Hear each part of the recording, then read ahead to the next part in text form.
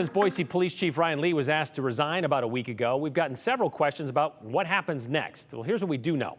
We do know he's on leave until his last official day on the force, which is October 14th. We know Ron Weiniger took the reins of the department on Tuesday as the interim chief once again, and he will stay there until they can find a replacement. One person we haven't heard from, though, is Boise Mayor Lauren McLean. We did try to reach out and see if she'd be available for an interview to kind of answer some of these questions that we've had. We were told she was out of town.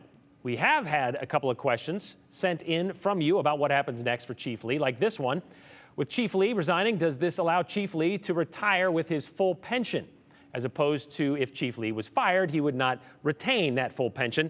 I find it concerning, very concerning, that an officer within the BPD has been allowed to retire with full pension rather than face disciplinary action, a pension, or what the state of Idaho calls PERSI. And to be clear, Chief Lee was only there for 2 years, so full retirement, that's where we kind of get into this explanation.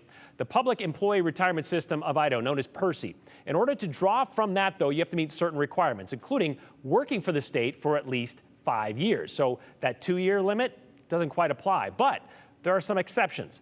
An elected official, or in some cases, an appointed official, which Chief Lee was, then it's only 5 months that you have to work there.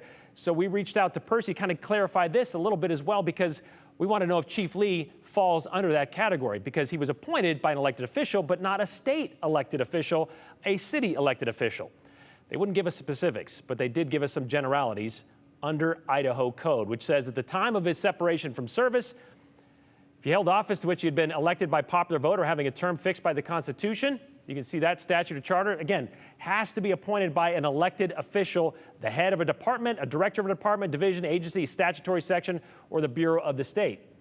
So PERSI says if members fall under any of those categories, they are eligible for immediate vesting. However, because, well, they can't provide us specifics about Chief Lee, it's not clear if this would apply to him. And to answer the second part of that question, as far as disciplinary action, no charges have been filed against Chief Lee, former Chief Lee, but that doesn't mean they can't be in the future.